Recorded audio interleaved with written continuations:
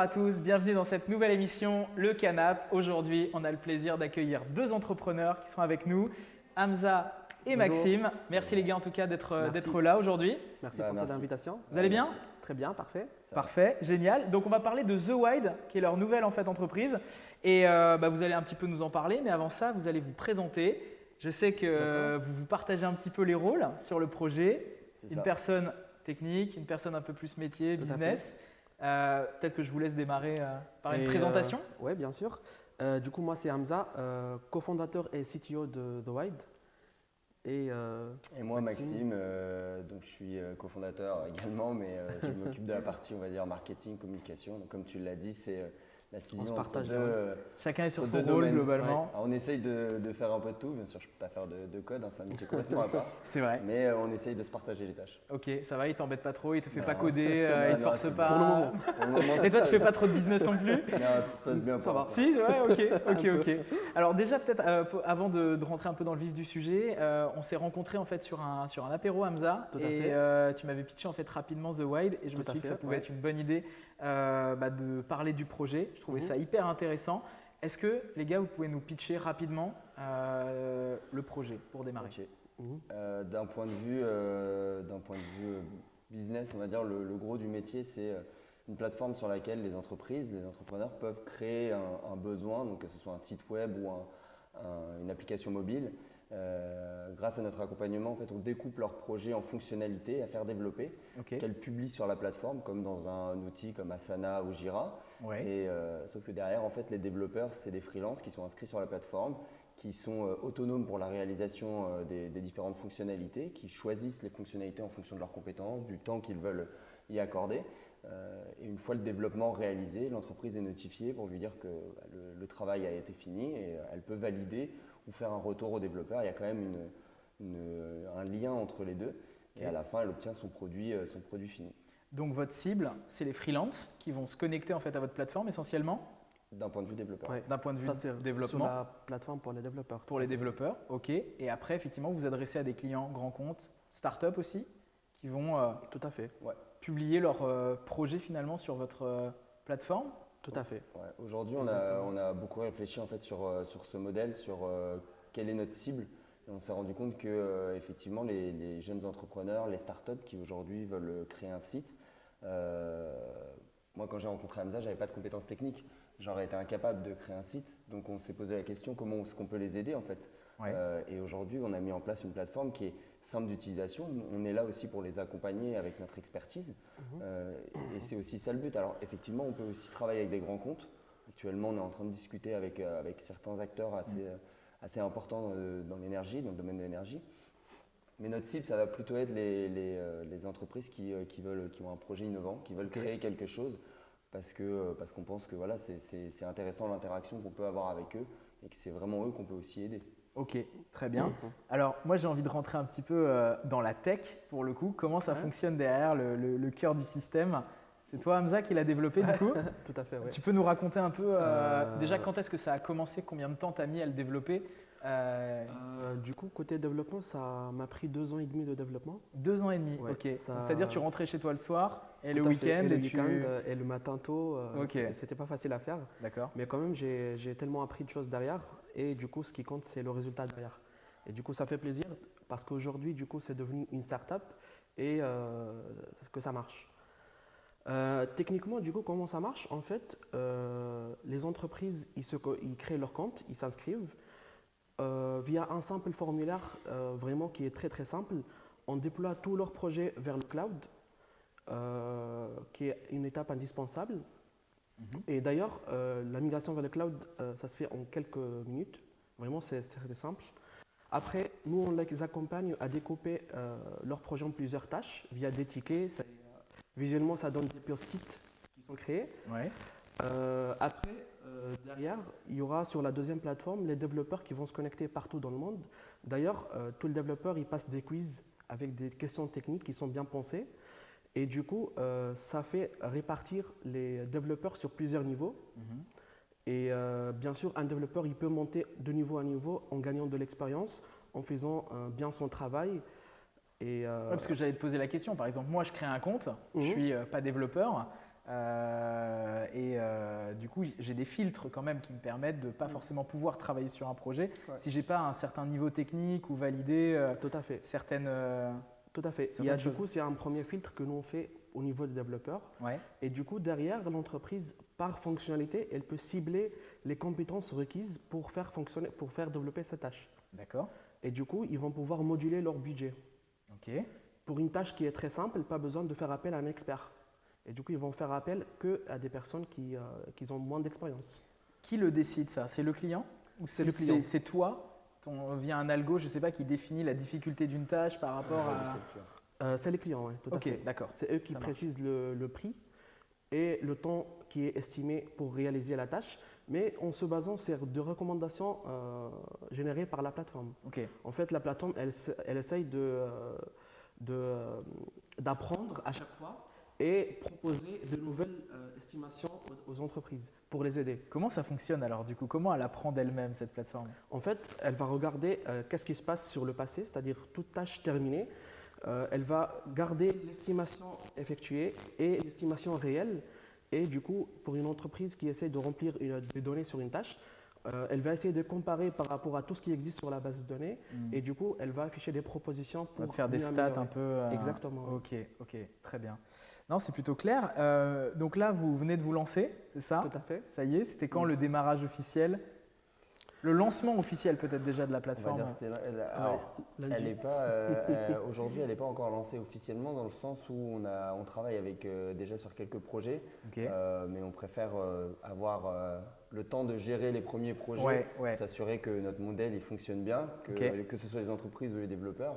On a beaucoup de retours en ce moment, donc c'est hyper intéressant parce que du coup on parle avec plein d'acteurs. Ça c'est top. Mais du coup, prendre les retours, ça nous prend pas mal de temps. Donc, on se laisse le temps de pouvoir, avant d'ouvrir au grand public, entre guillemets.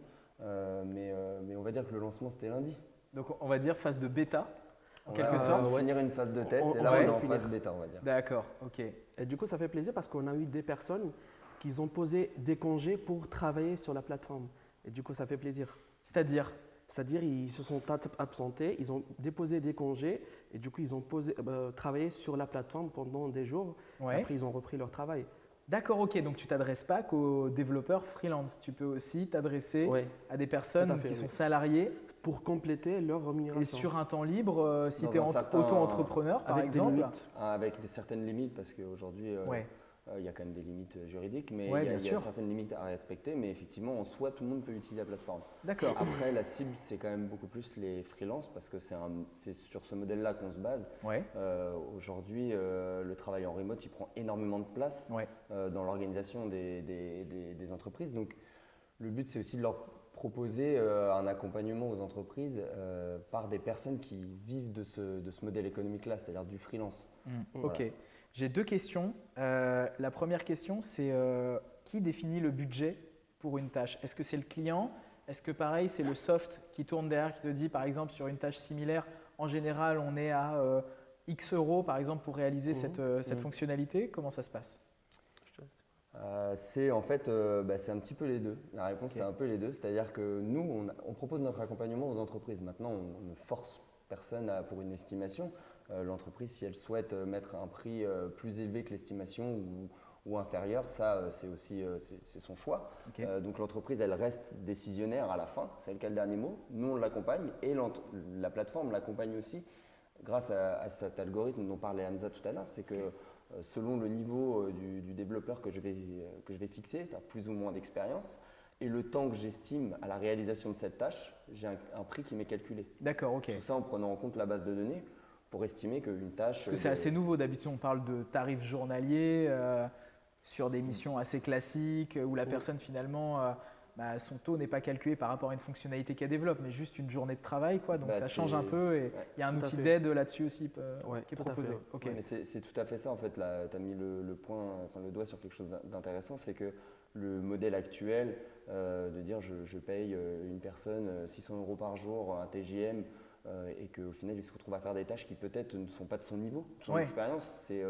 de l'argent qui a été mal investi, pas qui est perdu, mais qui a été mal investi par l'entreprise. Et on voit aujourd'hui, on rencontre des clients qui nous disent moi je voudrais investir plus intelligemment mon argent, je voudrais j'ai un besoin d'évolution, mais j'ai pas besoin de recruter quelqu'un pendant un an.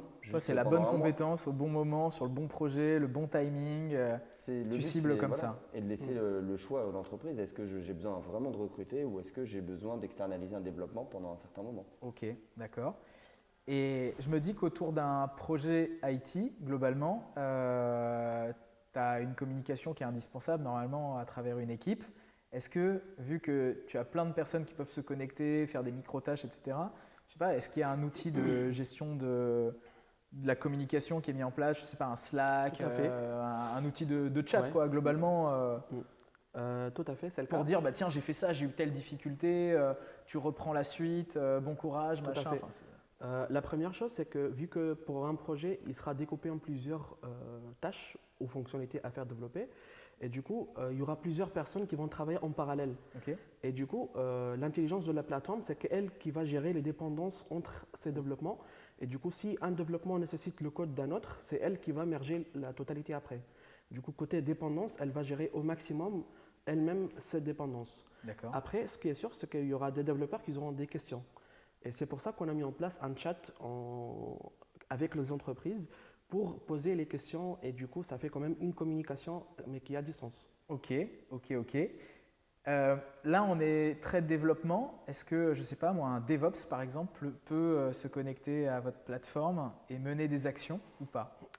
Pas pour le moment. Pas pour le Mais moment. ça sera prévu après, pas seulement pour le développement, mais vraiment des analyses, conception, développement, à faire appel à des personnes pour la sécurité. Vraiment, c'est pour élargir le service au maximum et pas que le développement. Ok. Mais pour le moment, quand même, on reste focus Sur les métiers, globalement, oui. vraiment très Tout à axé fait. développement. Ok. Tout à fait. C'est quoi la suite pour vous, du coup? La suite, c'est le cadrage là, des premiers projets. Là, on est en plein dedans. Donc, c'est super gratifiant d'arriver au bout en fait, là, de cette étape de préparation et là d'être dans le concret. On rencontre plein de gens. Donc là, on est dans la période un peu, vraiment, je pense, la bonne période où on a le temps de consacrer vraiment une attention particulière pour chacun des projets. On a le temps aussi de discuter avec les développeurs pour avoir leur retour. Mais la suite, c'est d'étendre un petit peu ce réseau, de répondre à un peu plus de monde qu'aujourd'hui. Ok. Et voilà, de trouver le format qui correspond, qui est le plus utilisable aussi pour les entreprises. Parce que le but, c'est que la plateforme, à terme, soit autonome. Ok. Et qu'on n'ait plus forcément besoin d'apporter cet accompagnement. De calibrage d'un projet au Voilà. début, Même notamment. si c'est d'où ce que disait Hamza aussi, c'est à la fin d'avoir cette communauté qui est capable d'interagir entre eux. Voilà, moi je sais faire du dev, moi je sais faire du cadrage, ok, bah, j'ai un client qui veut ça. Le but, que tout se fasse au sein de la plateforme, mais voilà, de manière intelligente. Top, ok les gars. Donc là, la dernière fois qu'on s'était vu, vous m'aviez dit on recherche des bureaux. Ça y est, c'est chose faite, vous les avez trouvés. Vous êtes en espace de cowork a priori pour démarrer. Vous avez une routine quand vous arrivez le matin au boulot, tous les deux? Comme tout le monde, je pense, c'est regarder ses mails, Ouais. les notifications, Se faire un café. commencer à répondre Moi, c'est le café. autour d'un café. Le café, ouais, ok. Café pour Maxime, Tout ok. à fait, tout à fait. Une partie de baby. Il y a un baby-foot. C'était important. Ouais. Classique, ok, pour se défouler un peu, se Ouais, mettre en on jambes et cherchait tout. des espaces coworking avec un baby-foot. D'accord, une ok. condition. C'est une condition, d'accord. Tout à Ça, fait. ça va maintenant. Ça va. En 2020, je pense que c'est pas Ouais. trop compliqué. Non, Ok, mais ok. tout à fait. On est très porté sur l'agile aussi, sur les méthodologies agiles. Ouais. La plateforme, elle est aussi conçue là-dessus. C'est vraiment, c'est un de notre mindset et donc on le vit un peu au quotidien. Hamza et moi, on est convaincus que c'est une méthode surtout la méthode Scrum, qui a fait ses preuves. Donc le matin, on fait un peu notre petit délit en fait, même si on Ouais. est que deux. Bah, Tout à fait, ouais. qu'est-ce que tu as fait hier? Aujourd'hui, c'est quoi notre objectif de la journée? On se fixe des objectifs à la journée. Et ça permet, surtout en start-up, voilà, D'avoir des toutes les quick wins, start-up, quoi. tous les gens qui font de l'entrepreneuriat connaissent cette situation. On se dit, il y a plein de choses à faire, mais comment je fais pour cadrer? Bah, autant faire. On va Comment tu faire priorises? jour par jour, on va prendre tâche par tâche et on va, Ok. voilà, comme sur la plateforme, c'est tâche par tâche. Ok, ok les gars. Si vous pouviez boire un café ou faire un bon repas avec une personne qui vous inspire énormément, ce serait qui? Moi, ce serait Mark Zuckerberg. Mark J'allais dire la même Zuckerberg. personne. C'est vrai? Tous les deux? Parce que j'ai On en tellement Ah, vous êtes bien parlait, trouvés les deux. Hein. On en Ouais. parlait tout à l'heure. C'est Parce bien, qu'en ça. fait, déjà, on en parlait tout à l'heure. En fait, je lui dis, imagine que nous, aujourd'hui, on lance Facebook. Ouais. Le fait de convaincre les gens à investir sur le projet ou à utiliser la plateforme, ça sera super complexe et vraiment très, très, très compliqué à lancer comme projet. Mais aujourd'hui, il y a tout le monde qui l'utilise. Vraiment, c'est le C'est- projet qui est très très difficile à lancer au début. Bah, dans les années 2000, c'est Et vraiment, c'était pour pas facile. l'instant Hein. l'idée du siècle. En tout cas, enfin voilà, il a lancé quand même, même si les réseaux sociaux étaient en prémisse déjà à son époque, Ouais. il a quand même lancé le premier réseau social qui a fait vraiment un carton, quoi. Il y aurait une bonne discussion Parce à que- avoir avec lui alors. Tout à fait. Ouais, Sûrement, ouais. Très bien, très bien, très bien. Qu'est-ce que je peux vous demander d'autre, les gars? Est-ce que la tech aujourd'hui, est-ce que c'est quelque chose qui vous fait peur ou est-ce que c'est quelque chose qui vous permet de, enfin, vous avez espoir en la tech ou au contraire vous vous dites là, si on continue de cette façon les prochaines années, on va arriver à un point de non-retour. Enfin, vous avez un avis là-dessus? Bah, on en a déjà parlé et en fait, moi, l'avis que j'ai, c'est que je pense que ça doit être utilisé à bon escient. C'est-à-dire qu'on ne peut pas mettre de la tech partout pour dire, Ouais. parce qu'on est dans l'ère du digital, il faut tout digitaliser. Il y a des choses qui restent, où il faut garder Ouais. cette part humaine et il faut faire attention aussi à ce que la tech ne nous ronge pas, entre guillemets, ne dévore pas certains aspects de la vie quotidienne. Maintenant, il y a quand même des choses qui sont super appréciables. On a eu la discussion parce qu'on travaille avec les équipes de Google sur le projet. Et donc, on a eu la discussion avec un d'eux et justement, il nous disait qu'il a beau travailler chez Google, lui aussi, il est convaincu qu'il y a des choses qui doivent rester de l'ordre de l'humain, entre guillemets. Il ne faut Ok. pas forcément mettre la tech partout. Bon, c'est rassurant qu'un mec de Google te dise ça. Ouais, c'est rassurant. Ça veut dire qu'ils voilà, ils ont aussi une compréhension à se dire, bon, vous voyez, il Ouais. y a des choses sur lesquelles il faut laisser un peu Ouais. les choses se faire, les gens être présents. Ça marche. On a l'habitude de terminer ces interviews en fait en demandant à nos invités de dire le mot de la fin en un seul mot. Les gars, un chacun. Merci. De rien. Toi, Maxime Excelsior. Excelsior. Donc, comme ça, voilà, on a le. Top. On pouvait a pas le dire mot de mieux. Merci beaucoup. Merci beaucoup en tout cas de nous avoir Merci. regardé Merci sur à vous. cette vidéo. Merci beaucoup les Merci. gars Merci à toi. d'avoir été en tout cas sur ce canapé pour nous parler de votre projet The Wide. On vous souhaite plein de bonnes choses. Merci beaucoup. Vous pouvez réagir sur Twitter avec le hashtag InterviewLeCanap. Les amis, on vous dit à très bientôt. Salut!